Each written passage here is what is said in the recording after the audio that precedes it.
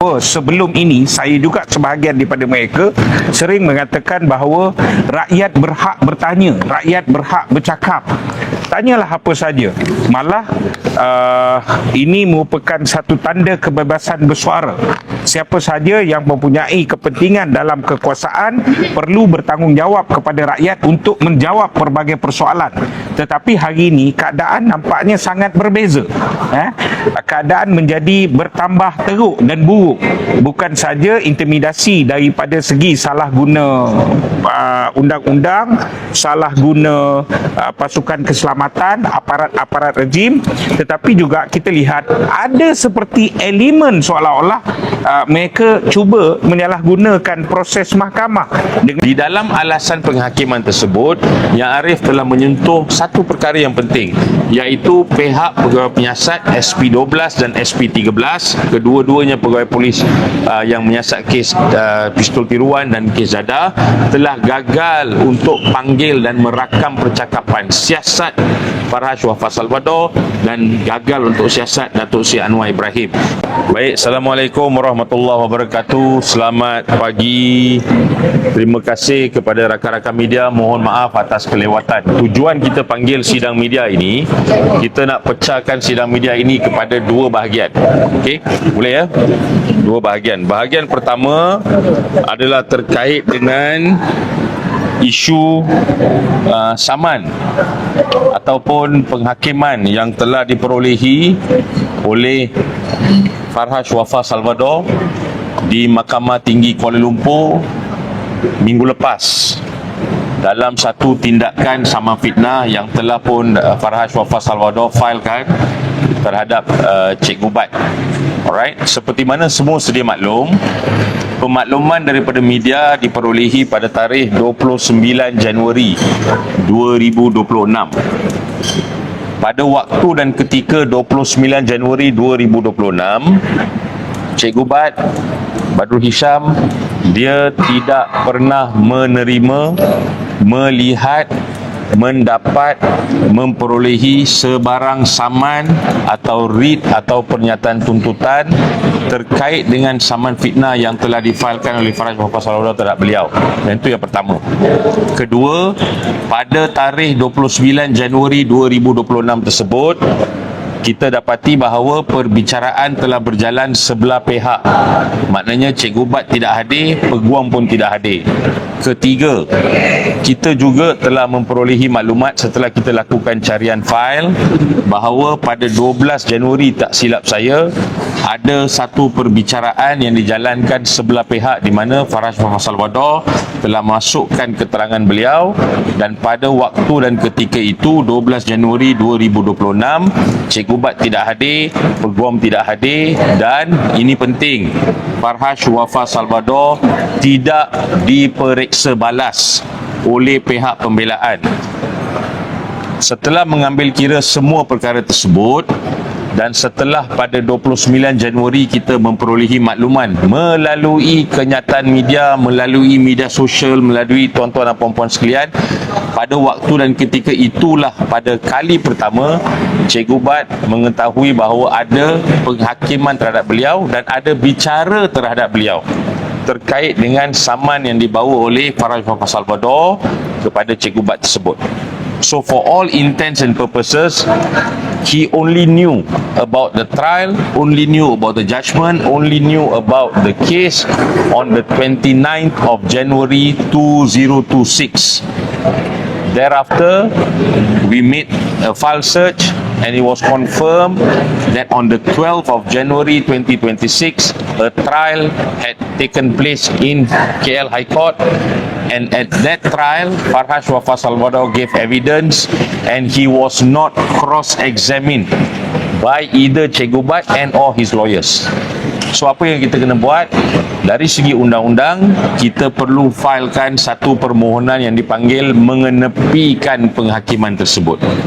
Alright, so kita telah pun sediakan affidavit sokongan yang telah pun kita baru saja sign, kita baru saja telah tanda tangan di hadapan mahkamah.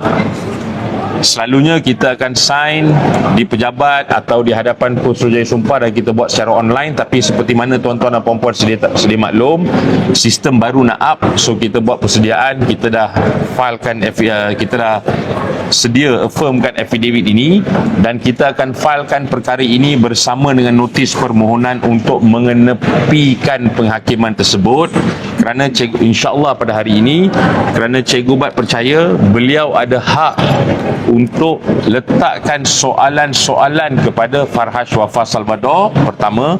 Kedua, sebagai rakyat Malaysia, dia ada hak untuk membela sebarang tuntutan yang telah difailkan terhadap beliau. So can we make this very clear? Sebab ada pihak-pihak yang menyatakan bahawa dia kalah saman. Betul, setakat hari ini dia kalah saman. Betul, setakat hari ini mahkamah telah mengarahkan 550,000 dibayar oleh Cikgu Bat dan seorang lagi defendant, Nur Faiz, kepada Farhaj Wafa Salvador. Tetapi rakyat Malaysia kena ingat perkara ini. Bagaimana mungkin dikatakan serahan saman itu berlaku sedangkan Cikgu Bat sendiri mengesahkan dalam dokumen ini, kita sahkan bahawa dia tidak ada pengetahuan langsung tentang tarikh bicara, dia tidak pernah lihat langsung secara penuh saman dan pernyataan yang telah difailkan. Okey, so itu yang kita sedang lakukan dan kita serahkan kepada budi bicara yang arif hakim Mahkamah Tinggi untuk meneliti permohonan dan memanggil permohonan itu untuk dibicarakan dan harapnya akan menyebelahi kita. Alright, so itu tentang kes Cikgu Bat dulu. Part kedua lepas ni mungkin Cikgu Bat nak tambah. Oh, okey. Assalamualaikum warahmatullahi wabarakatuh. Selamat pagi. Pertama sekali saya ucapkan terima kasih sekali lagi Saudara Rafiq dan kawan-kawan peguam mewakili saya. Kali ini ialah saya dikejutkan beberapa hari lepas oleh hanya tahu melalui laporan media saja apabila saya dikatakan kalah saman bernilai hampir lebih 250,000 ataupun 500,000 apabila ada dua pesalah tersebut. Okey. Dan hakikatnya saya tidak tahu dan saya tidak diwakili oleh sesiapa dalam mahkamah dan ia adalah keputusan sebelah pihak. Saya merasakan saudara Datuk Farhaj dan peguamnya berbesar hati untuk tidak melawan perintah ini dan menerima dan kita pergi ke mahkamah penuh untuk perbicaraan tersebut. Pertama. Kedua, saya juga ingin menarik perhatian kerajaan ini merupakan kerajaan reformasi. Mereka sering mengatakan bahawa sebelum ini, saya juga sebahagian daripada mereka sering mengatakan bahawa rakyat berhak bertanya, rakyat berhak bercakap. Tanyalah apa saja. Malah ini merupakan satu tanda kebebasan bersuara. Siapa saja yang mempunyai kepentingan dalam kekuasaan perlu bertanggungjawab kepada rakyat untuk menjawab pelbagai persoalan. Tetapi hari ini keadaan nampaknya sangat berbeza. Keadaan menjadi bertambah teruk dan buruk. Bukan saja intimidasi daripada segi salah guna undang-undang, salah guna pasukan keselamatan, aparat-aparat rejim, tetapi juga kita lihat ada seperti elemen seolah-olah mereka cuba menyalahgunakan proses mahkamah dengan memberi tekanan, saman demi saman dan sebagainya. Kamu tak boleh jawab. Apa negara ni sudah tidak boleh lagi rakyat bertanya, membangkitkan sebarang persoalan. Sudah tidak ada kebebasan, kan? Kalau macam tu kamu kan enjoy 2/3, kenapa tidak dipinda saja hak dan kebebasan bersuara dalam perlembagaan Malaysia? Senang kita lawan dalam bentuk yang berbeza. Tapi nampaknya rejim hari ini dalam keadaan tak tentu arah.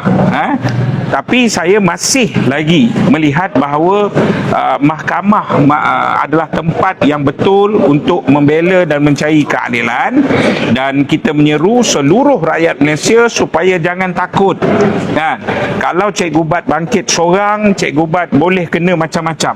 Tapi saya percaya kalau seluruh rakyat Malaysia bangkit dan mempertahankan hak, mempersoalkan apa juga ketidakadilan dan kepincangan yang muncul, rejim ini tidak boleh bertahan dengan hanya tekanan dan intimidasi.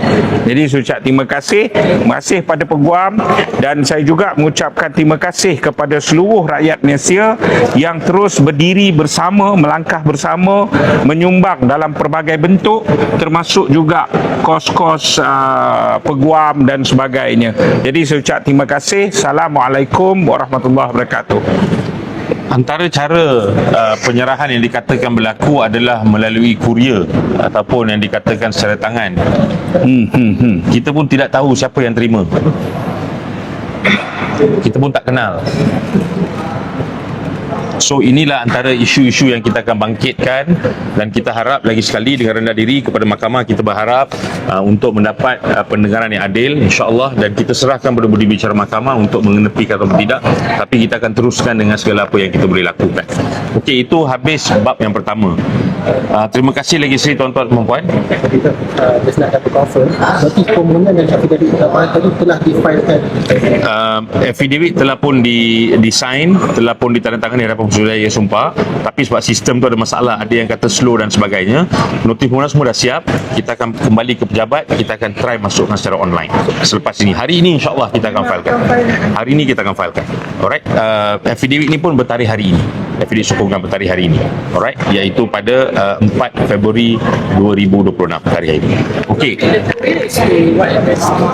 Dikatakan addresnya di Pulau Pinang. Tetapi Pulau Pinang ni dah lama. Ya. Dah lama dah taruh di situ. Rumah. Yang dikatakan address yang last known address lah. Ya. Tapi dia bukan pemilik tempat itu. Tak tinggal kat sana lagi lah. Bukan. Saya di Seremban. Baik.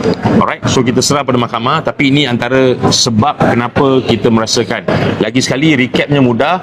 29 hari bulan Januari 2026 baru saja Cikgu buat tahu tentang penghakiman tersebut.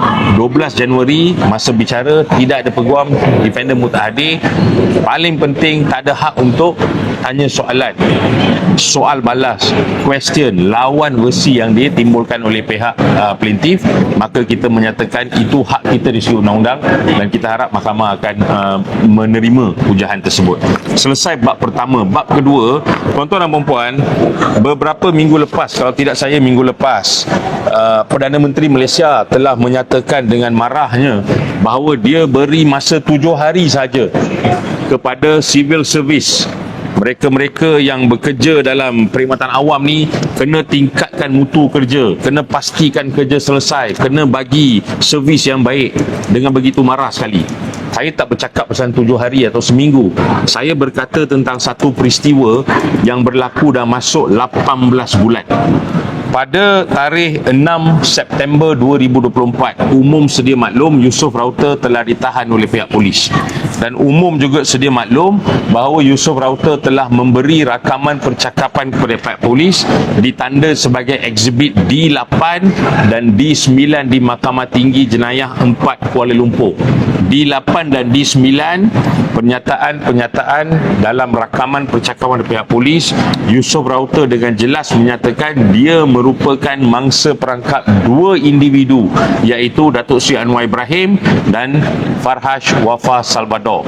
Kemudian kita dapati apabila Yusof Router dibebas dan dilepaskan oleh Mahkamah Tinggi Kuala Lumpur pada 12 Jun 2025, Yang Arif Hakim Mahkamah Tinggi, Yang Arif Muhammad Jamil Hussein telah menulis alasan-alasan penghakiman bertarikh 17 Jun 2025. Di dalam alasan penghakiman tersebut, Yang Arif telah menyentuh satu perkara yang penting, iaitu pihak pegawai penyiasat SP12 dan SP13, kedua-duanya pegawai polis yang menyiasat kes pistol tiruan dan kes Jadah, telah gagal untuk panggil dan merakam percakapan siasat Farhash Wafa Salvador dan gagal untuk siasat Datuk Seri Anwar Ibrahim. Itu pada 17 Jun 2025. Rentetan daripada tarikh-tarikh tersebut, kita telah menghantar surat demi surat kepada IGP. Ada yang dijawab, ada yang tidak dijawab. IGP lama dan juga IGP baru. Ini ketua polis pangkat paling tinggi di Malaysia. kita tidak menulis kepada orang-orang yang menjadi pegawai penyiasat, orang yang jadi OCPD, tidak. Kita tulis kepada pegawai berpangkat paling tinggi polis di Malaysia, the Inspector General, kita tulis. Dan dia merupakan pegawai pemerintah kepada semua anggota polis di Malaysia ini. Akhirnya kita dapat satu surat. Surat tersebut melalui email semalam 3 Februari 2026. Surat tersebut bertarikh 28 Januari 2026 dan saya bacakan. Bagi menjawab soalan berkaitan rakaman percakapan lain-lain saksi yang terlibat masih lagi menunggu arahan lanjut dari Yang Arif Timbalan Pendahulu Raya, memandangkan kertas siasatan berkenaan masih lagi dalam simpanan dan kajian Yang Arif Timbalan Pendahulu Raya. Maknanya apa tuan-tuan dan puan-puan? Maknanya setakat 28 Januari, setakat 3 Februari 2026, Datuk Seri Anwar Ibrahim masih belum dipanggil untuk rakam percakapan. Maknanya apa? Maknanya Farhaj Wafas Salvador sehingga hari ini 18 bulan selepas Yusof Rauter namakan mereka berdua dalam rakaman percakapan, selepas Yang Arif Hakim dengan jelas menyatakan kegagalan pihak pendakwaan untuk menyiasat Farhaj dan Datuk Seri Anwar Ibrahim ini, menimbulkan satu keraguan yang besar. Pihak polis masih lagi belum panggil rakam percakapan. Kenapa? Sebab fail berada di Jabatan Peguam Negara. Inilah masalah paling besar dalam negara kita ini. Kita mempunyai seorang Perdana Menteri yang hentak dan marah dan begitu gelabah marah dia dekat depan civil servant. Dia kata, saya bagi kamu masa 7 hari, 18 bulan. 18 bulan orang yang patut siasat dia sendiri masih belum siasat. 18 months IGP baru sahkan. 18 bulan Datuk Seri Anwar Ibrahim dan Farhaj Wafas Salvador tidak dipanggil di rakam percakapan. Sedangkan nama Anwar Ibrahim, nama Farhaj Wafas Salvador, jelas Yusof Rauter telah nyatakan these two individuals terlibat dalam perangkap dia dengan Dadah, perangkap dia dengan 2 pistol tiruan yang menyebabkan Yusof Rauter berada dalam penjara 9 bulan 10 hari. Siapa nak jawab ni? Siapa nak pulangkan balik kebebasan Yusof Rauter selama 9 bulan 10 hari? Who is supposed to answer? Why did you put Yusof Rauter behind bars pending a trial which eventually kita tahu bahawa dia merupakan mangsa perangkap? Mahkamah Tinggi Jenayah Kuala Lumpur telah bebas dan lepaskan dia. Kita tanya pelbagai persoalan, you senyap, you tak jawab, dan sekarang you sahkan Farhaj Wafas Salvador dan Anwar Ibrahim tidak dipanggil untuk dirakam percakapan. Apa kehebatan dua insan ini? Sedangkan rakyat Malaysia kita semua ada hak yang sama. Sama ada you kaya, you berpangkat, you ada gelaran, you tiada gelaran, you kaya, you miskin, you politician, you bukan politician, you ada hak yang sama di bawah undang-undang. Hari ini tuan-tuan dan puan-puan, kita bercakap sikit saja, percayalah anda akan dipanggil oleh pihak polis untuk dirakam percakapan. Anda akan dibawa, polis akan pergi sampai Kedah, polis akan pergi sampai Sarawak, polis akan pergi sampai Perak. Dia akan heret you 2-3 pagi, suruh you datang ke Dangwangi, suruh you pergi ke Bukit Aman, dirakam percakapan, kemudian akan diminta reman. Tapi dua insan istimewa di Malaysia, 18 bulan tuan-tuan dan puan-puan, langsung belum dirakam percakapan. Kalau Rafiq yang minta rakam percakapan, tak apalah, tak adil. Tapi yang tanya dan tegur kenapa tidak rakam percakapan ini adalah seorang hakim Mahkamah Tinggi. Dan hakim penuh dalam jawatan. Dia bukan Pesuruhjaya Kehakiman, dia hakim penuh dalam jawatan. Rakyat Malaysia, masa untuk bersuara adalah sekarang. Dan lihatlah 18 bulan daripada laporan dan laporan polis yang dibuat Yusof Rauter, rakaman percakapan Yusof Rauter, sampai sekarang Datuk Seri Anwar Ibrahim dan Farhaj Wafas Salvador langsung tidak dipanggil rakam percakapan dan fail masih ada dengan DPP, Pejabat Timbalan Pendahulu Raya. Soalan? Jelas semua? Kes dari rayuan kan oleh DPP. Kes yang expense ke? Faraj Muhammad Salvador ada 2 kes besar. Alright. Pertama, dia ada kes rayuan oleh DPP terhadap pembebasan beliau yang telah ditetapkan untuk bicara rayuan pada 15 Jun. Yusof Router. Terhadap Yusof Router 15 Jun 2026 untuk rayuan penuh DPP terhadap pembebasan dan pelepasan. Itu kes jenayah. Yusof Router pun ada satu kes sivil terhadap Datuk Seri Anwar Ibrahim yang masih belum berjalan lagi. Alright. Ingat 8 soalan undang-undang kekebalan imuniti yang diminta Yusof Router, kita telah tewaskan perkara tersebut di Mahkamah Tinggi dan kemudian Datuk Seri Anwar Ibrahim telah merayu ke Mahkamah Rayuan. Dia dapat stay penggantungan. Rayuan itu akan didengar pada 4 Mac 2026 dan minggu lepas kita terima lagi sekali notis penukaran peguam cara. So ini merupakan peguam cara yang dah tukar 3 kali dah.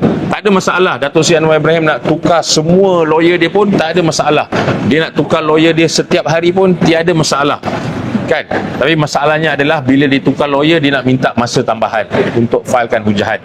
Itu yang kita rasa tidak adil. Dan kita juga boleh sahkan bahawa hakim yang akan mendengar kes ini sekiranya kes ini berjalan di Mahkamah Tinggi bukan lagi Hakim Ya'rif Rosmawar tetapi hakim baru. Pada 30 Januari telah ditukarkan hakim dan pada tarikh yang sama juga Datuk Seri Anwar Ibrahim membuat pilihan untuk menukar peguam cara yang akan mewakili beliau. Yes. Ada pihak perempuan penangguhan stay of keputusan. Ya, kita filekan sekali dengan stay. Kita akan filekan sekali dengan stay, kita filekan sekali dengan permohonan untuk mengenepikan penghakiman. Kita juga mohon kebenaran mahkamah sekiranya dibenarkan untuk kita memfilekan pembelaan. Malah kita telah lampirkan pembelaan yang dicadangkan yang kita nak plan untuk file sekiranya permohonan itu dibenarkan. Kita kena go step by step. Kita kena hormat proses mahkamah. Kita minta kebenaran untuk mengenepikan penghakiman, masukkan pembelaan sekiranya diizinkan. Boleh semua? Thank you very much everyone. So yang mana satu tak dengar dulu stay dulu ke ataupun nak Pulang kepada mahkamah. Pulang kepada mahkamah. Kan? Pada kita hak dia adalah untuk pertahankan kes tersebut. Hak dia untuk tanya soalan kepada Datuk Faraj Muhammad Salvador. Kerana antara perkara yang nyatakan adalah berkaitan dengan apa yang semua orang tahu. So sebab tu kita nak cross examine. Right? What about Nur Faiz? Kami difahamkan saudara Nur Faiz akan melantik peguam dia sendiri dan saya percaya peguam tersebut akan melakukan perkara yang sama dan kita serahkan benda-benda bicara peguam tersebut. Yes. How can the hearing be conducted when you apply emergency?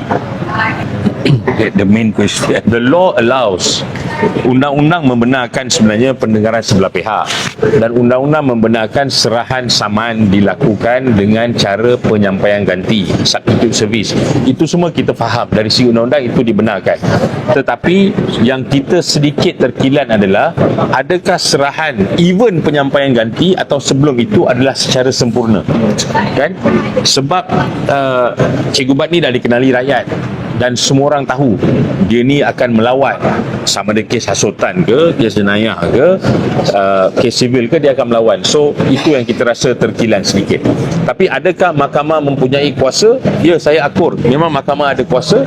Subjek tu tertakluk kepada dia kena make sure serahan itu betul-betul berlaku dan at least you've done everything to allow the defendant to know that you have a case waiting for you. You made known to the defendant. Yeah, but in this case, we don't know whether the serahan itu dilaksanakan ke tidak. Yes, that's a big question yang kita akan hujahkan nanti seperti mana mahafizannya di mahkamah nanti. Alright, thank you everyone, thank you very much. Terima kasih.